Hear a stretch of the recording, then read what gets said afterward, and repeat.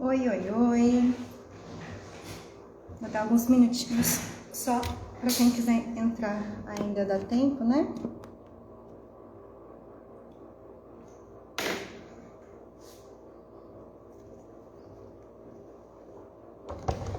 Estou com as minhas anotações aqui.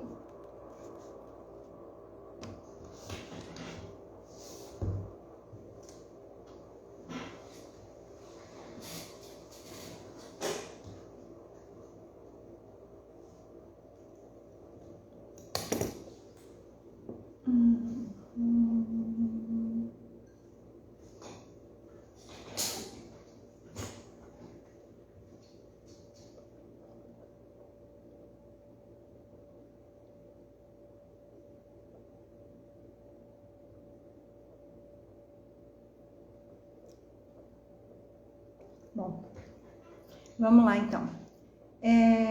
Continuando toda essa conversa que a gente vem tendo sobre o sofrimento.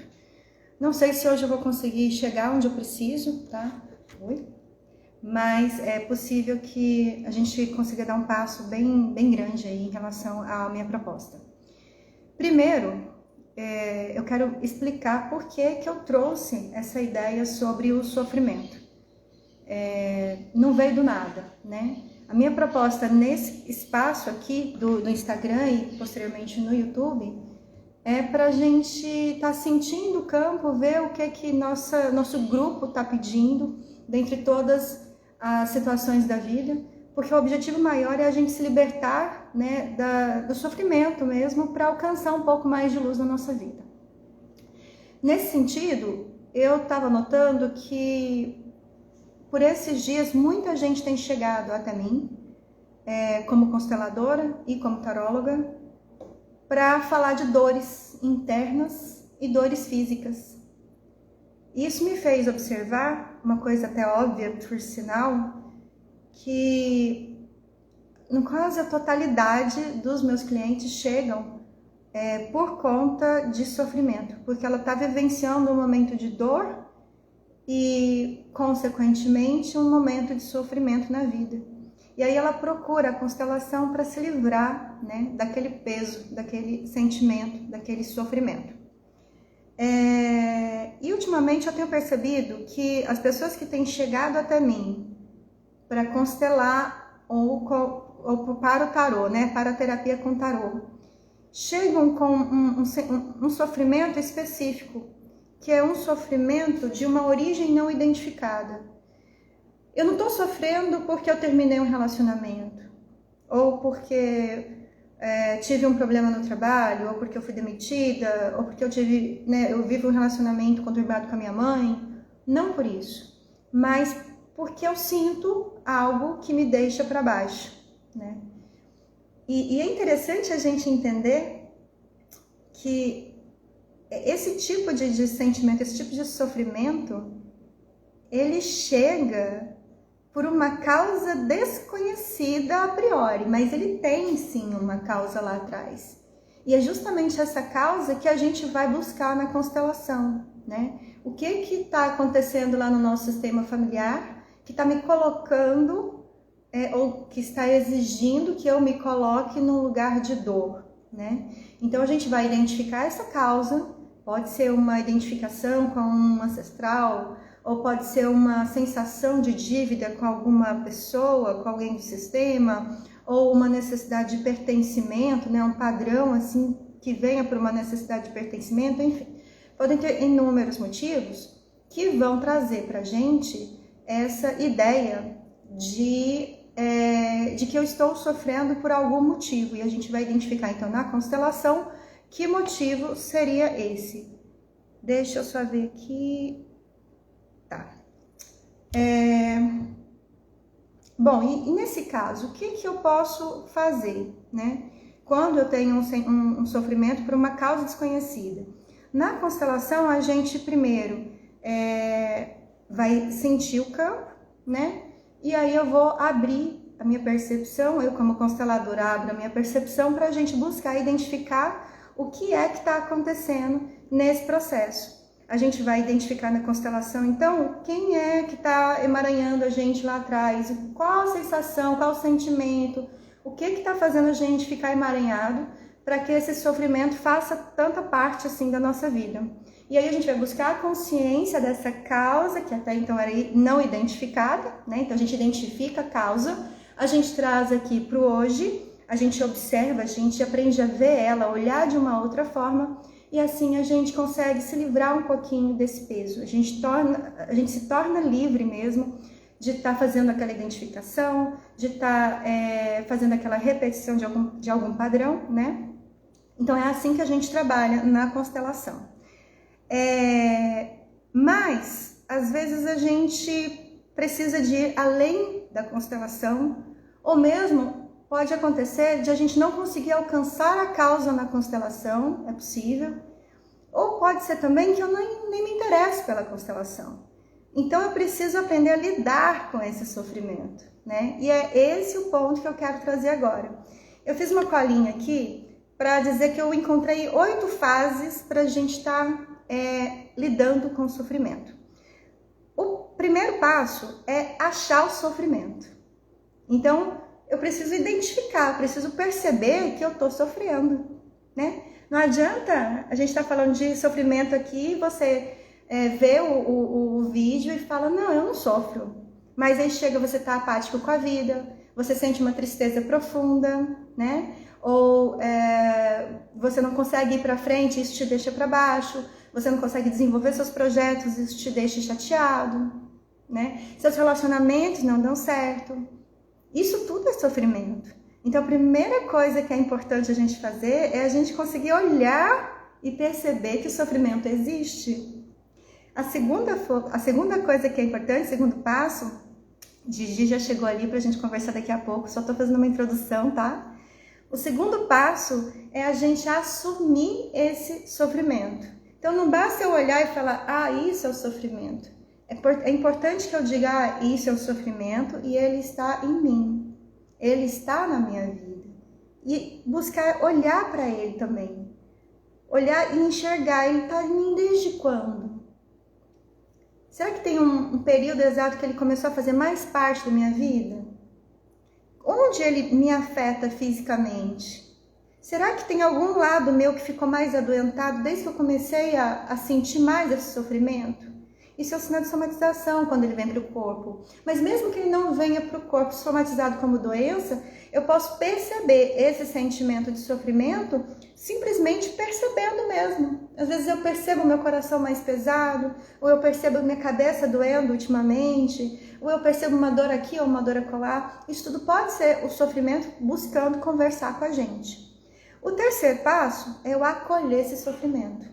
Então, beleza, eu achei o sofrimento, eu enxerguei ele, vi que ele está dentro de mim, eu assumi, e agora eu preciso acolher e dizer, ok, você está aqui, já entendi, vamos sentar e conversar, né?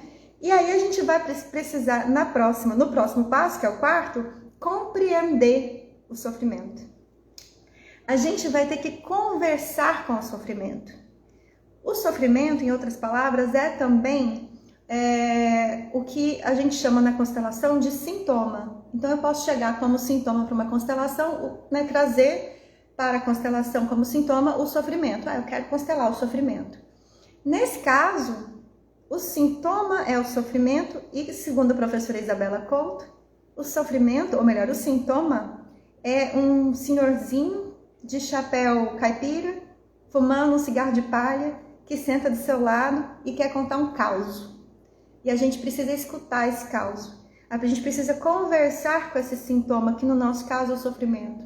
Eu preciso olhar para ele e buscar entender o que ele está fazendo ali. Ele está me chamando a atenção para quê? O que eu preciso mudar? É físico? Será que eu preciso mudar algo físico? Ou ele é emocional? Ou ele é espiritual, né? Então, nesse ponto, eu tenho que ter uma conversa muito honesta com esse sentimento.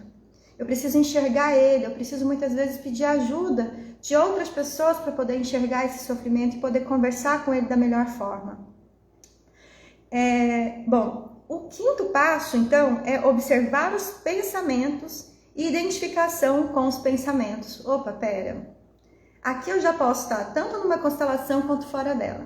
Então eu posso garantir que numa constelação a gente vai até o quarto passo, que é olhar para aquele sintoma e buscar compreender o que ele está fazendo aqui, tá? E esses passos todos eu faço fora da constelação também. Bom, beleza. Então vamos deixar a constelação de cantinho aqui. Agora vamos falar, não estou numa constelação. Então eu observei o pensamento, ou melhor, eu observei o sofrimento, né? Estou começando a conversar com o sofrimento e estou compreendendo o sofrimento. E agora, o que eu faço com isso? E é para isso que eu convidei a Gigi, a Giovana, para a gente estar conversando aqui. Porque a Giovana sabe muito bem do que eu estou falando, a gente constelou, a gente passou por uma situação semelhante e ela tem lido também, né, algumas coisas que a gente tem conversado, principalmente o livro O Poder do Agora, e a gente quer trocar uma ideia sobre isso. Então eu vou chamar a Gigi aqui e fazer isso. Pronto. Chamei, Gigi. Vê se você entra aí. Ó, vira. Tudo bem, gatona? Tudo. Boa tarde. Obrigada por estar aqui. Eu agradeço o convite. Ó, a lindona ali aparecendo. Ó, quem tá nos assistindo, Jô. Jô, eu queria que você estivesse aqui também, viu? Acho que ia poder contribuir bastante com a gente. Então, vamos lá. Acompanhou tudo que eu falei até agora, né, Gigi? Senhora.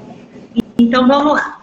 Concorda até aqui com essas partes? Primeiro, eu preciso olhar para o sofrimento e ver que ele está lá, né? Sim.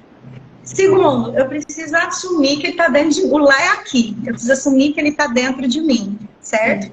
Terceiro, eu preciso acolher esse sofrimento. Eu preciso cuidar. A aceitação é sempre o primeiro passo, né? Com certeza. Depois, eu preciso compreender e conversar com esse sofrimento. Ver o que ele está trazendo para mim, certo?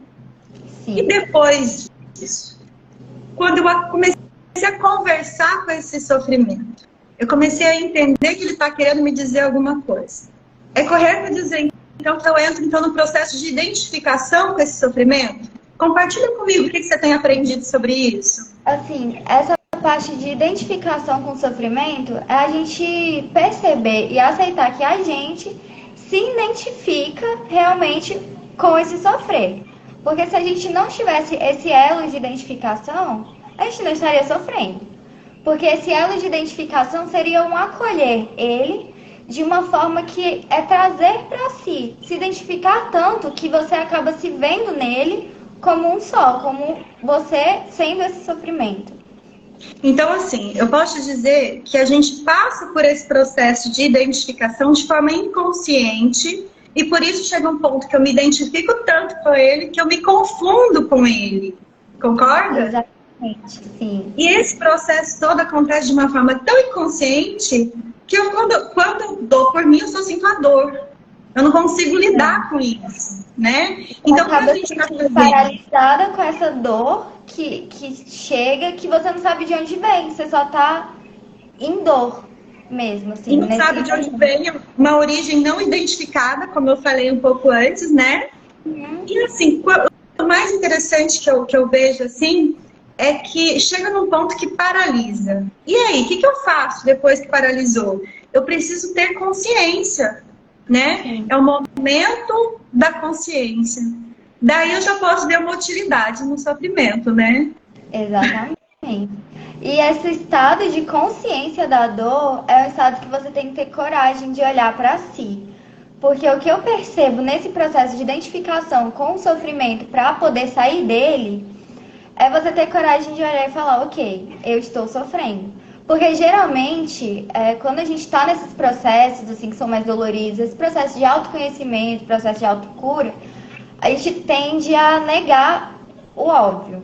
Então, assim, você está imerso em situações e as coisas estão falando, as coisas estão mostrando que você está imerso nessas situações e você fala, nem é isso tudo. Ou você nega que está, ou você tenta minimizar a situação. Fala, mas talvez nem seja isso tudo, é só uma situaçãozinha.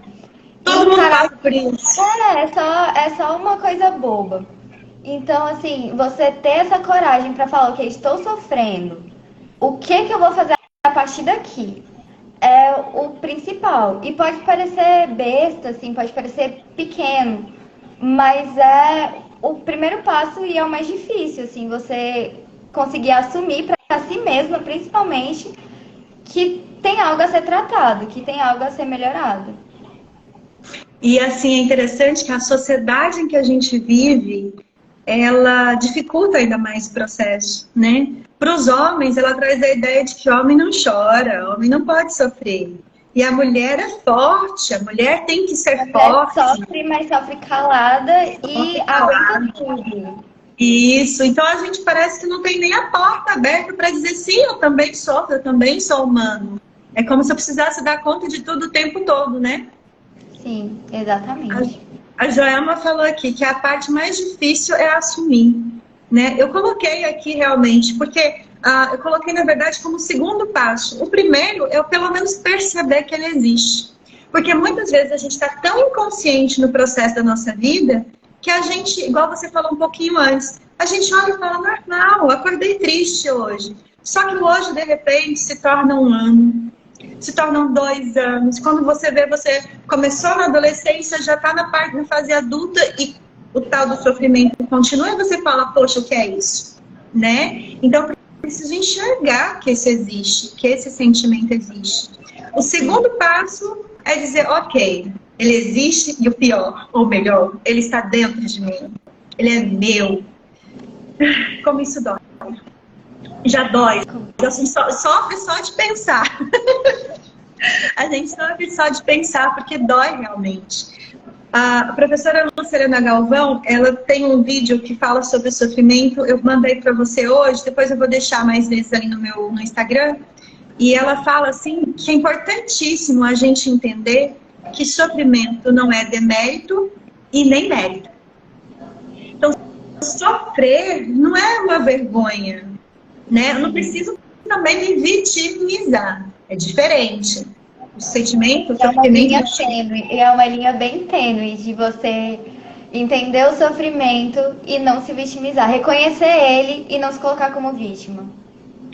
Mas quando você fala em não se colocar como vítima, a gente sempre tem que ter um culpado, né? É mais fácil você enxergar essa vitimização quando você começa a jogar a culpa para terceiros, né? E aí você tem, então, esse assumir esse sofrimento para si, começar a olhar para ele com cuidado, né? E falar, bom, agora sim, agora que eu assumo isso para mim, eu posso cuidar de você.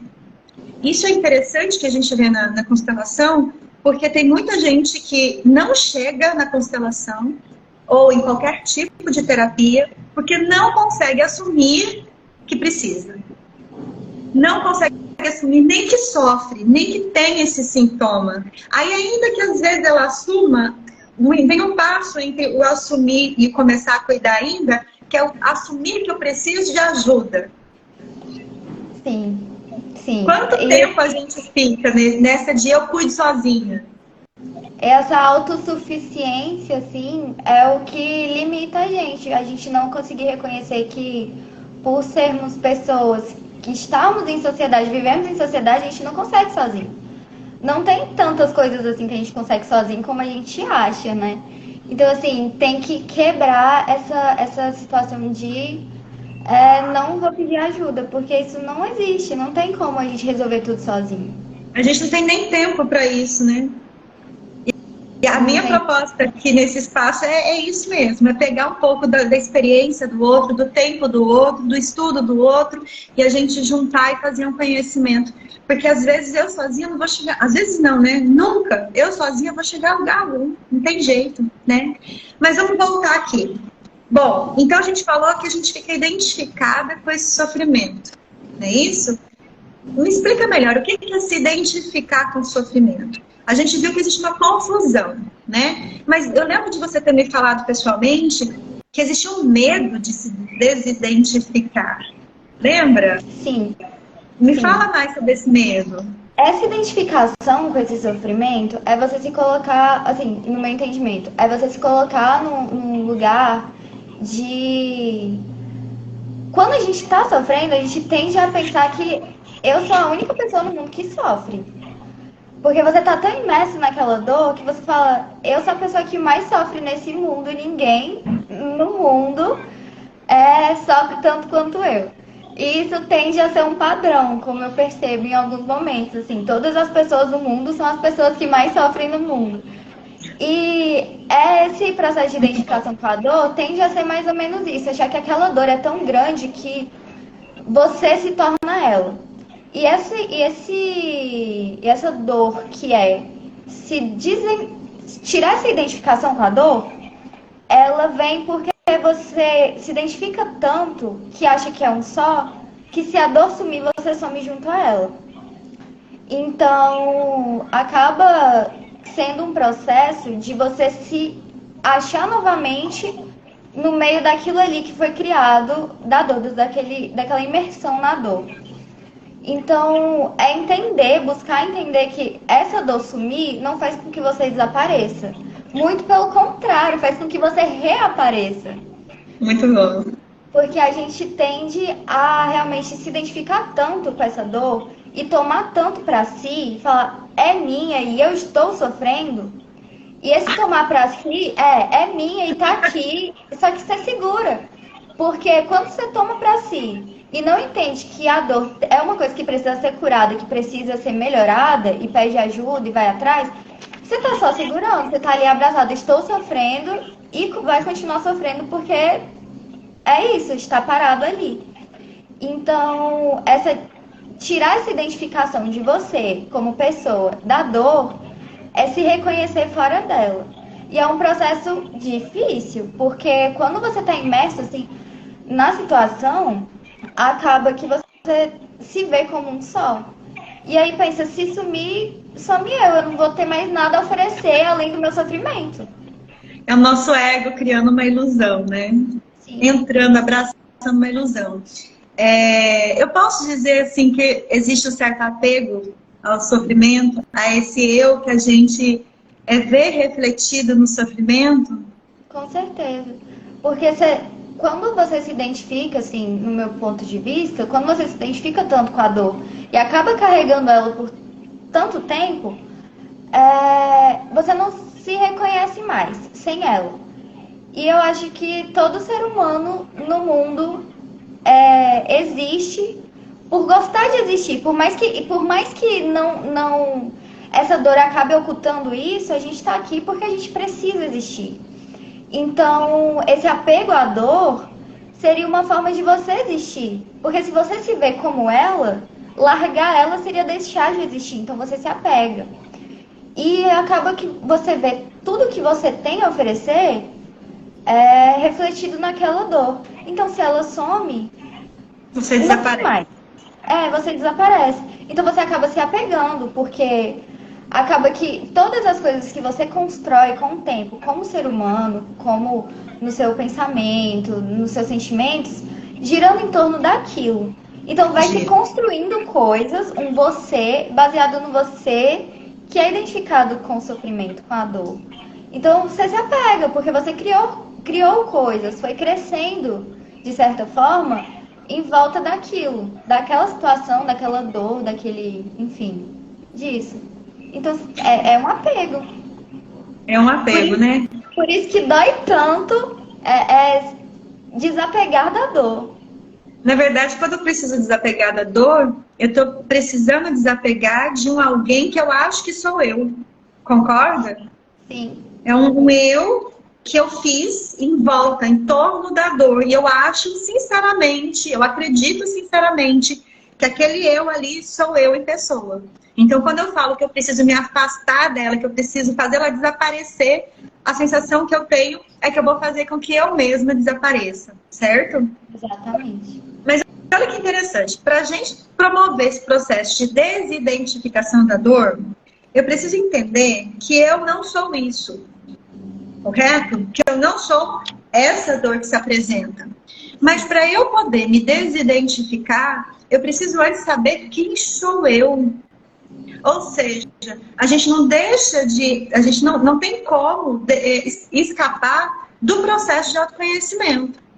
Porque se eu não sei quem sou eu não sei quem não sou eu.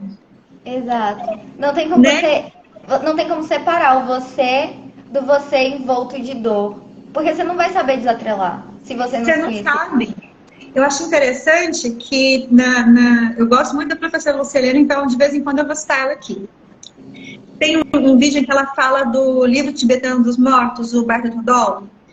E nesse livro ela fala, acho que é bem na entrada mesmo, no comecinho, que é dito assim que é preciso você conhecer o seu nome, que quando você está no processo de morte, que você se desliga do corpo, que se você souber o seu nome, você está salvo. Eu acho isso muito significativo, porque independente do que aconteça lá, você sabendo quem você é, você não se esquecendo de quem você é, e para isso você precisa saber delimitar quem sou eu, você já vai ter um rumo para seguir, porque você vai saber quem é você, né? Então na vida isso funciona também. Eu preciso saber antes quem sou eu, para saber o que é meu e o que não é meu, não é isso? E esse processo de saber quem sou eu tem que desatrelar tanto do ego. Porque o ego da gente.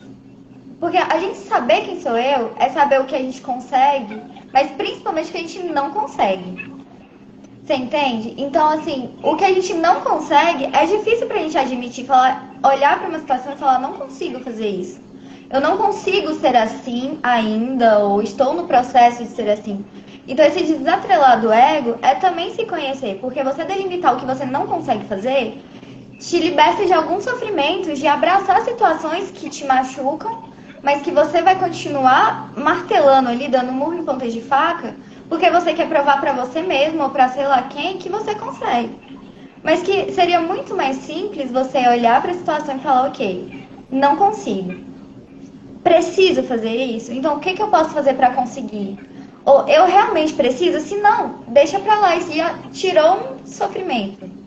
Eu vou acrescentar uma coisa aí. Eu gosto de trabalhar muito com o que eu quero, o que eu gosto, o que me faz bem, né? Então, além do conseguir, que é importante, dar conta de alguma coisa, eu acho que a gente precisa entender o que eu gosto, o que eu brinco sempre sobre isso. Às vezes o cliente chega para mim numa constelação e quando eu percebo que o nível de alienação dele mesmo está tão alto, eu pergunto para ele assim, qual que é a sua comida favorita? A pessoa não sabe dizer. A pessoa não sabe dizer a comida que prefere. São as perguntas que eu faço sempre. E já anota aí, quem estiver assistindo, já anota para você se fazer, porque é o básico do básico. O que é a comida que eu prefiro? Qual a comida preferida? Qual a minha cor favorita? Você sabe qual que é a sua cor favorita?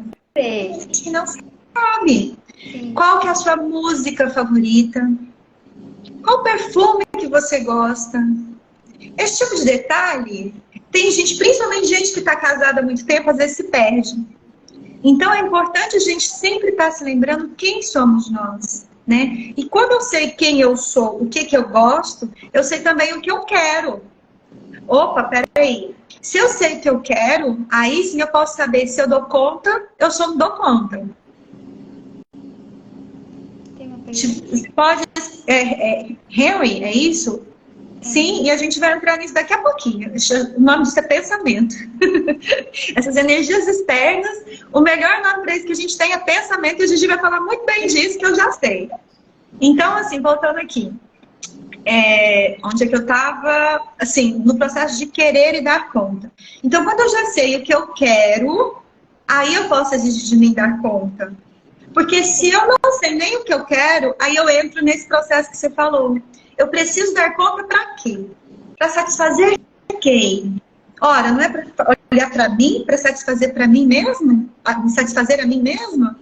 Né? Então, preciso me reconhecer nesse processo de autoconhecimento. Independente de qual vertente eu alcance ou eu busque para isso, eu preciso me reconhecer para daí aprender a me diferenciar. Não é isso? E outra coisa que é importante, aí vem o que a gente estava comentando agora, na verdade, a gente precisa saber quem somos nós em essência para a gente não ir na onda de qualquer um. E o que é a onda de qualquer um? Pensamento. Porque no universo, tudo é energia. Segundo o livro o Kybalion, tudo, o universo é mental, tudo é mental. Então a gente vai estar cheio de pensamentos solto por aí. Principalmente no universo atual em que a gente existe, a gente não está só submetido a pensamentos, a ondas cerebrais, ou energias, vamos assim dizer. A gente está submetido à mídia, a gente está submetido a algoritmo, a gente está submetido a egrégoras, no sentido menos místico possível. Grupos que pensam de determinada forma. A gente está dentro disso tudo. E quando a gente está dentro disso tudo, e eu não me conheço, é quase certeza que daqui a pouco você está pensando igualzinho o vizinho. E não só pensando igualzinho, como pensando igualzinho em um momento aqui, um momento lá e um momento aqui, vai pulando de grupo em grupo, porque além de ter tantas egrégoras, assim, tantos grupos, são grupos que fornecem informações o tempo inteiro. Então você acaba absorvendo tanta coisa, que no final das contas você nem sabe mais o que você está pensando, não sabe mais o que está passando pela sua cabeça. Porque começa aquela coisa assim, e acelera, e se você não tem esse autoconhecimento e esse autocontrole, você se perde. Porque o pensamento... E aí eu começo a achar que aquilo sou eu. Exato. E você Concorda? se perde ali no meio. E aí que tem uma coisa que eu acho muito interessante. No livro O Poder do Agora, inclusive recomendamos, né, Gigi? Nós duas recomendamos junto o livro, maravilhoso, livro de cabeceira. Ele fala que é necessário a gente espreitar a mente. É necessário espreitar os pensamentos. A gente precisa ficar olhando o tempo inteiro o que é que eu estou pensando e examinando se aquilo é meu ou se não é meu. E voltando, para eu conseguir fazer essa peneira, eu preciso saber quem sou eu. Concorda? Sim. E tem, nessa parte de observar o que é pensado, observar o seu pensamento, teve no livro uma parte que, como eu falei para a senhora pessoalmente, já quando a gente estava conversando, esse foi um livro de virar chavinhas. O livro inteiro virou várias chavinhas, assim. E nessa parte de observar o pensamento, quando ele fala para você que às vezes o seu pensamento só está sendo cruel com você e só está acontecendo e você deixando ele acontecer sem tomar consciência dele, que você sequer se lembra do que você estava pensando há 5 minutos atrás. E a partir disso eu comecei a fazer um exercício comigo. Porque eu sou uma pessoa que o meu pensamento, quando eu acabo deixando, ele se perde. Eu me perco nele, na verdade. E o meu exercício é quando eu percebo que a minha mente está acelerada, eu paro. Falo, o que eu estava pensando agorinha? Qual foi a cadeia de pensamento que eu tive para chegar até aqui? A grande maioria das vezes eu não lembro. E daí eu começo o exercício para observar o que eu estou pensando. Porque o pensamento ele vem em cadeias, assim, quando está acelerado. Então, quando vem isso, eu paro e falo, como é que eu cheguei nesse pensamento? Qual foi o pensamento primeiro? E eu nunca me lembro. Porque foi só, deixei, sabe? Lá dentro. Só foi. E quando isso acontece, quando você para e tem esse estalo de como é que eu vim parar aqui? Por quê? Se não tem um porquê, não tem por que eu estar nesse sofrimento, nessa labuta de pensamentos. Aí você para, porque você não vai sofrer à toa. Dessa forma, assim. A proposta do livro, para quem não leu ainda, é justamente a gente enxergar esse mar de pensamentos, que eu particularmente enxergo como energias também, tá? Então, a gente enxergar esse mar de pensamentos, essa enxurrada, e a gente conseguir se segurar para a gente não nadar junto com ela. Porque a gente se perde. E o nome do livro é O Poder do Agora, porque ele faz uma analogia, não é uma analogia, ele liga, ele faz uma relação desses pensamentos com o passado e o futuro da gente. Então ele fala que a gente vive no passado e a gente vive no futuro e a gente esquece de viver o agora. E o agora, se você parar para observar, e aqui vem um pulo do gato para mim, o agora não tem pensamento. A menos que você esteja parando para pensar, o agora é existência. E existir, ele prescinde de pensamento. O existir é só existir. A Jo falou aqui, voltar a quem é, você se torna, voltar para quem você é se torna complicado às vezes. É isso mesmo. Então a gente precisa largar aquele passado, que é o que você foi até hoje, é o que te construiu até hoje. Muitas vezes a gente fica vinculado a ele, né? E esse é um ponto que a gente trabalha na constelação, é você começar a entender que daqui para frente é mais importante do que daqui para trás, sem, claro, tirar a importância do daqui para trás, mas entendendo que daqui para frente é muito mais importante, né? E parar também de pensar demais no futuro, que eu nem sei se vai existir. Então eu fico às vezes emaranhada, e se você observar, e eu parei para fazer esse teste, para mim pelo menos foi real, a gente fica emaranhada num porvir, ou no o que eu faria se, né? A gente fica emaranhado nos pensamentos. Eu acho que muitas vezes a gente não está filosofando quando a gente está emaranhado nesses pensamentos. A gente está pensando muita coisa útil, não. A gente tá ansioso. A gente está, isso mesmo, a gente está ansioso e ocioso também. Porque a gente podia estar aproveitando melhor esse momento para estar fazendo alguma coisa de útil, mas a gente resolve viajar na maionese, não é isso? Esse ponto, assim, da gente estar sempre pra frente, nunca aqui, teve uma frase, foi um poema que eu encaminhei pra senhora também há um tempo atrás, que uma das frases dele me marcou muito, assim, que me segue agora. Por onde eu vou, eu levo ela comigo. Que é o que está para acontecer já está acontecendo. Então, assim, todas as vezes que eu começo esse pensamento demais lá pra frente, eu penso, tá bom, se eu quero tanto que essa coisa do futuro aconteça, o que eu tô fazendo agora pra ela acontecer? E se eu não posso fazer nada agora, por que eu tô batendo cabeça com isso? Então, assim, são coisas que a gente tem que ser um pouco realistas com a gente, porque aquela coisa de sonhar, e sonhar é bom. Sonhar é maravilhoso, mas se ficar só no sonhar, não vai muito pra frente. John Lennon dizia que a vida é o que acontece enquanto fazemos planos. Bem simples assim, papo. Um tapão na cara. E uma coisa que eu quero acrescentar aqui é que a gente está falando em estreitar os pensamentos, na gente promover esse processo de desidentificação, nesse processo da gente ver, da gente perceber quando chega essa enxurrada de pensamentos que nos emaranha, né? E a gente se perde, chega ao ponto de se perder e fica até difícil de voltar para trás, como disse a Jo. Mas eu acho muito importante a gente deixar claro aqui que esse processo não acontece da noite para o dia.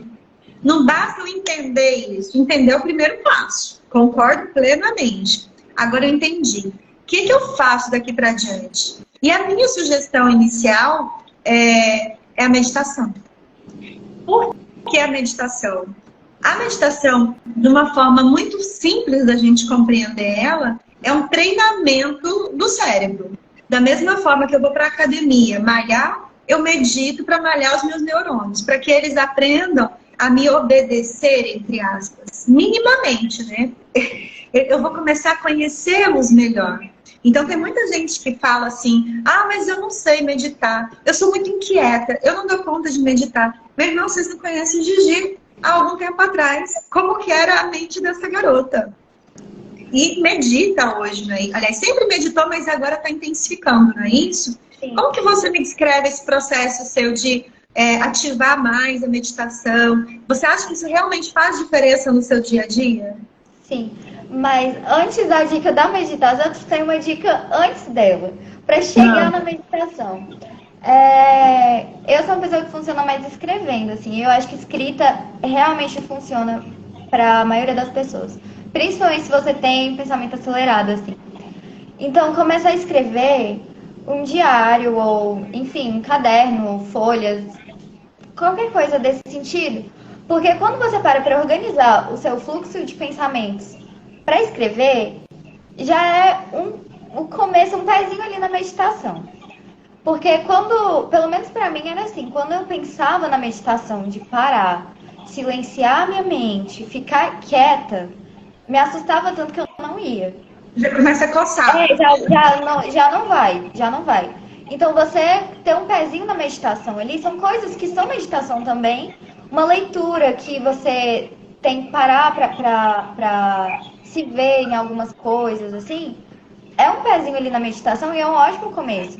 Porque na escrita, principalmente, quando você começa a escrever sobre você, nesse caso, escreve sobre você, sobre essa dor que é o tema, sobre essa dor que você sente, essa dor que você se identifica, e começa a desatrelar você dela, começa a escrever, acaba que a meditação ela vai vir de um jeito tão natural que ela vai vir como uma consequência dessa escrita.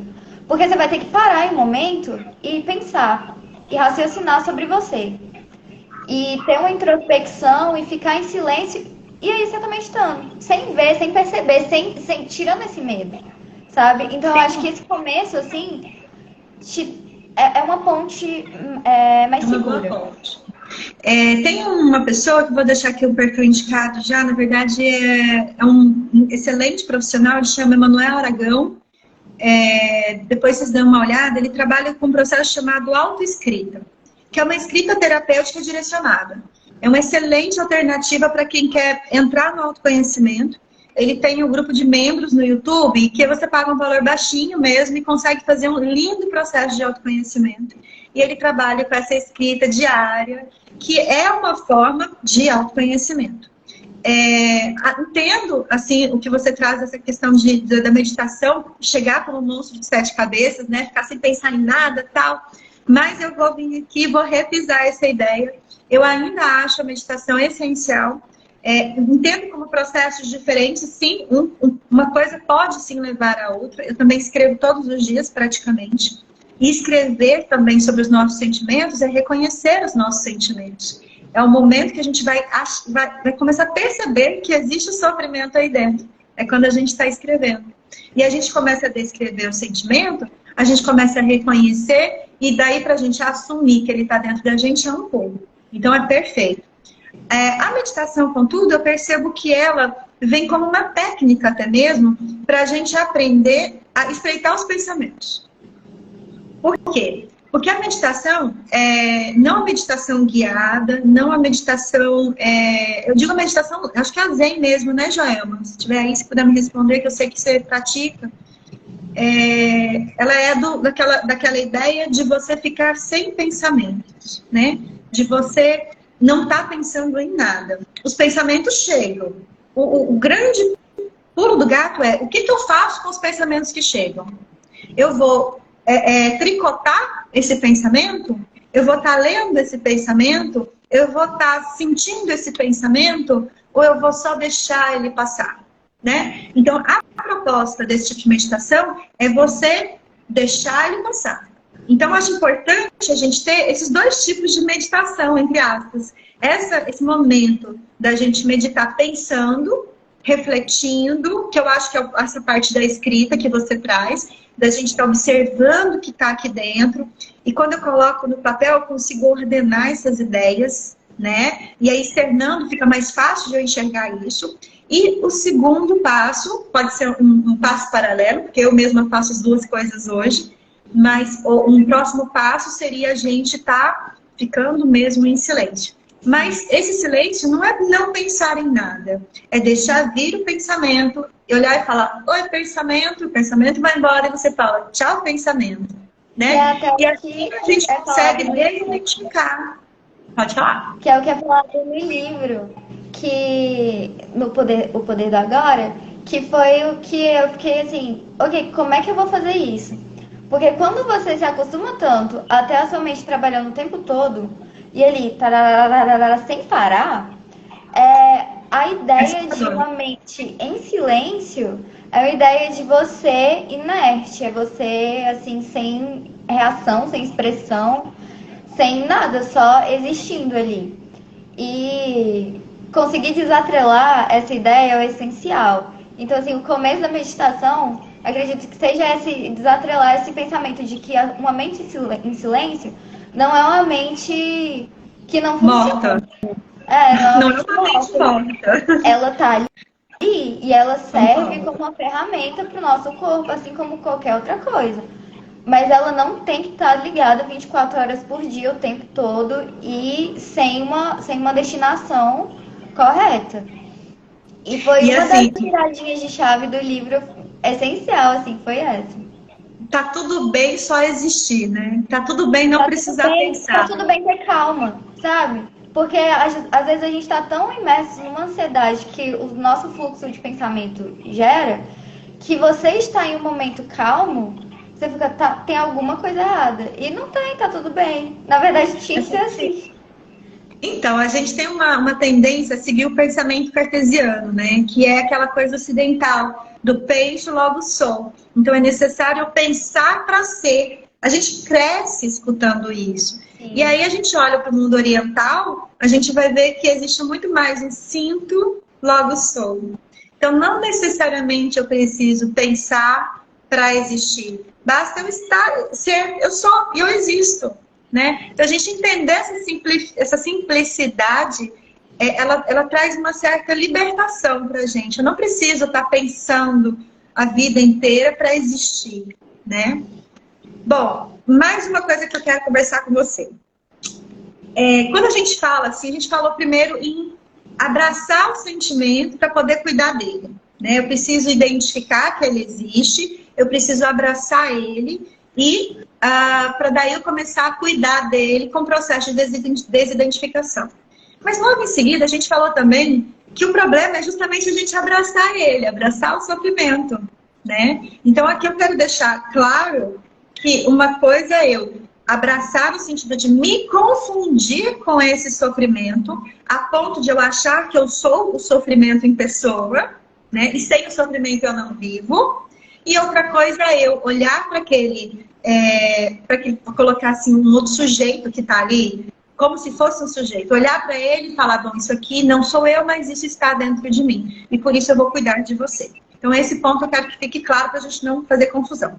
E a minha pergunta para você, eu diria a pergunta final é, sofrimento é útil? Não é nenhuma pergunta, são duas uma vez. O sofrimento é útil? Ele é necessário? São duas perguntas. O que você me diz disso? Do seu processo, como é que tem sido? Você acha que o sofrimento tem te ensinado alguma coisa? Ou te ensinou alguma coisa? Ele foi necessário? Ele é essencial para a gente aprender? O que você me diz? Assim, partindo da necessidade, primeiro.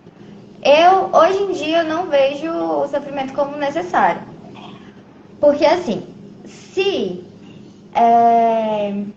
deixa eu ver como é que eu posso explicar. A gente aprende, o sofrimento ele é uma consequência de como a gente lida com as coisas que acontecem com a gente. A gente sofre porque a gente talvez não saiba lidar, ou o jeito de lidar nosso é sofrendo. É nos colocando ali como, meu Deus, a pessoa que mais sofre no mundo, que foi o que eu falei inicialmente. Mas ele não é necessário, porque se a gente soubesse viver da forma certa, sim, ele não seria necessário, porque as coisas viriam e a gente olharia claramente, ver, mudar o que a gente consegue e acolher o que a gente não consegue. Mas aí que é a chave da coisa. A gente não sabe viver, a gente tá aqui para aprender. Se a gente soubesse, a gente não tava aqui ainda. Então, ele acontece, o sofrimento ele vai acontecer e é impossível de não acontecer. Se a gente tá vivo, em algum momento a gente vai sofrer. Mas ele não é necessário. Então eu acho que o tempo todo, né? A gente não tem que sofrer o tempo todo. Né? Exato. A gente não precisa viver sofrendo. Então eu acho que a vida, assim, o sentido que a gente tem que caminhar é buscar viver com o menos sofrimento possível. Porque ele não é necessário pra gente, ele não é o que faz a gente forte. Como sempre dizem, né, que a gente sofre pra ficar forte. Eu não vejo que tem essa necessidade de eu aprender ou só ser forte ou qualquer outra coisa assim para se colocar na vida sofrendo. A gente tem outros meios para isso. Então o aprendizado de uma boa vida, aprender a lidar, o autoconhecimento de conseguir lidar com seus sentimentos, conseguir lidar com as coisas que chegam até você, te tiram do sofrimento, assim. Você consegue evitar certos sofrimentos. A Lucilena fala que a gente, não só ela, Bert Hellinger também fala na constelação, que a gente vive no nosso mundo atual, no nosso mundo ocidental especialmente, um estigma de que é necessário sofrer para ser feliz, né? Para subir, para evoluir. que é um processo de autoflagelação, assim, que acontece naturalmente, né? E a sociedade foi se erguendo nisso, né? Sim, sim. E eu penso que se fosse essencial, imprescindível, sofrimento em todos os momentos, a gente viveria sofrendo o tempo inteiro. Se tem alguns momentos ou algumas áreas da vida em que a gente não vivencia o sofrimento, e mesmo assim a gente cresce nessas áreas, logo, o sofrimento não é essencial, não é imprescindível para o nosso crescimento. Mas aí é importante a gente entender que o sofrimento, ele está sempre trazendo, ou o sofrimento ou a dor, nesse ponto eu acho que não dá para fazer muita distinção, ele está sempre trazendo um alerta, né? Como eu disse lá atrás, ele é um sintoma. Ele está falando para a gente, olha, tem uma coisa de errado aqui. Quando é uma dor física, ele está falando, olha para o seu corpo, tem um trem errado aqui. Quando é uma dor emocional, uma dor espiritual, uma dor mental, né? A gente precisa olhar também, seja para a nossa vida, seja para os nossos pensamentos, para os nossos sentimentos, e ver o que está errado nesse negócio que está me fazendo sofrer, está me levando à dor, está me levando ao sofrimento. Então, aí eu volto para tudo que a gente falou, para a gente provar que esse trem dá certo. Olha só, se eu estou consciente de quem sou eu, se eu já estou no meu caminho de autoconhecimento, já sei mais ou menos quem sou eu ali nessa brincadeira toda, se eu estou atenta aos meus pensamentos, se eu estou espreitando os meus pensamentos, se eu já sei pausar o pensamento quando ele chega e dizer agora você não, que eu estou ocupada sendo eu, né? Se eu já sei tudo isso e eu sinto a sombra, eu percebo a sombra de um pensamento, de uma situação que chega com sofrimento, se aproximando, o que eu posso fazer? Opa, peraí, tô vendo que está se aproximando algo. E aí vem o que você trouxe muito sabiamente, aprender a lidar com as situações da vida.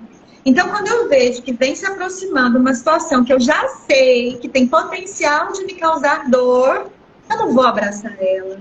Eu não vou abrir os meus pensamentos e falar, venha, que eu quero pensar em você.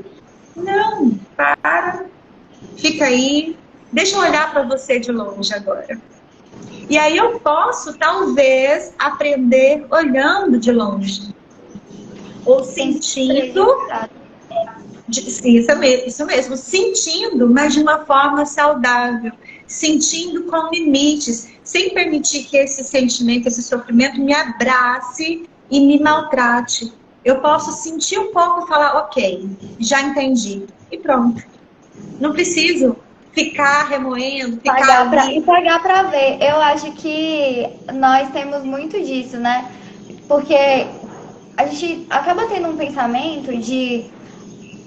principalmente quem já está um pouquinho mais nesse processo de autoconhecimento, de que a gente tem que sentir os nossos sentimentos. Só que não é qualquer coisa que chega também. Porque a gente acaba vendo sofrimentos vindo e coisas que vão, que pode nos fazer sofrer, e acaba abraçando para pagar para ver assim se... Eu acho que a gente tem que sentir o que chegou. Eu, como terapeuta, costumo dizer que a gente precisa sentir o que chegou. Sim. Se chegou, já está aqui, minha irmã. Não tem como você criar resistência mais. Você tem que acolher e cuidar. Agora, se ainda não chegou, não, então não precisa. A gente pode optar ainda, concorda? E aí, onde vem aquela pergunta, só porque eu quero? Muitas vezes, sim. Até porque o sofrimento, ele se torna um lugar de prazer. O Bert Hellinger fala do amor cego, né? Que é aquele lugar em que eu escolho sofrer por amor. Eu escolho sofrer para pertencer, para seguir o meu pai, para mostrar para a mamãe, para mostrar para o papai que eu estou sofrendo por eles, né? Então, nesse tipo de sofrimento, que é um sofrimento que não vai me levar a lugar nenhum, eu posso escolher não entrar, né? Isso, a Jéssica está falando ali, que que ela, eu li ali, isso que eu perdi, peraí. O desconforto ou a dor não precisa gerar sofrimento. Esse aprendizado tem feito parte da minha caminhada atualmente. A situação chega. Se eu vou lidar com algo que eu não vou saber, né, com algo que vai me trazer dor, ou com algo que eu vou simplesmente lidar com ele, é uma opção minha se eu tiver conteúdo, bagagem, musculatura emocional para aquilo. E a gente adquire musculatura emocional por meio do autoconhecimento, por meio da escrita, da autoescrita, por meio da meditação, por meio de conhecer mais do mundo, de teorizar também, de identificar, de estudos e principalmente por meio de sentir as coisas na nossa vida, ver como aquilo nos afeta, como aquilo tudo nos impacta e saber o que fazer com isso. Um ponto muito bom levando assim, partindo do pressuposto do sofrimento advindo do pensamento, uma forma muito boa de criar essa musculatura, essa forma de lidar é vivendo, sair do campo mental e colocando em prática, que foi o ponto essencial para mim particularmente, que é sair do mental, porque a meditação funciona totalmente, a escrita, mas se a gente não sair dessa caixinha do mental, da gente com a gente mesmo e ir pro mundo, não dá certo. Ele para em um momento, ele serve até um certo ponto, mas se a gente se privar de ir para a vida, ele não vai ser suficiente, sabe? Porque as nossas experiências da vida são que vão trazer de fato esse jogo de cintura, assim, para driblar algumas coisas, sabe? E você sabe que é uma coisa interessante, que muitas vezes esses pensamentos vêm quando a gente está parada, quando o nosso viver é isso aqui, né? Eu estou fazendo um trabalho mecânico, eu estou lavando a louça, eu estou limpando a casa, e aí esses pensamentos acham o momento ideal, porque eu também não estou pensando nada útil. Aí ele chega e... Bum! Então, assim, nesses momentos também, principalmente se eu tenho um tempo livre no ócio, eu acho que funciona muito bem a lista de tarefas, né? A gente chegamos a conversar sobre isso. Então, ter uma lista pronta das coisas pequenas mesmo do dia a dia que eu preciso fazer ajuda muito a gente não se deixar engolir pelos pensamentos, porque eu tenho que fazer alguma coisa, eu já sei o que eu tenho que fazer. Porque se eu estou no meio do pensamento, eu consigo achar o que eu preciso fazer? Eu nem lembro. Então, eu preciso ter uma lista pronta, eu tenho que ter um mínimo de organização da minha vida para poder identificar as coisas que eu posso fazer. Estou lavando louça. Tem alternativa? Eu, particularmente, coloco um audiobook ali, vou escutando, entendeu? Coloco uma música gostosa, vou dançando, mas eu preciso fazer alguma coisa se eu estou vendo que eu não estou conseguindo controlar os meus pensamentos. Porque também, quando eu estou, tá tudo bem. Quando eu estou centrada em mim, eu estou lavando a louça, pensando na louça que eu estou lavando. Isso é ótimo também. Mas tem vezes que a gente já está cansada, a gente não está... Estamos lavando aqui porque tem que lavar, né? E aí, a melhor coisa é fazer, se a gente perceber que está chegando um pensamento que não é muito saudável, eu acho que é você ter opções, ter alternativas prontas para o que fazer. É como se fosse já um arsenal, né? Eu preciso de um arsenal do que fazer para poder controlar, para poder viver melhor. E aí volta como o autoconhecimento e essa autoconsciência é importante.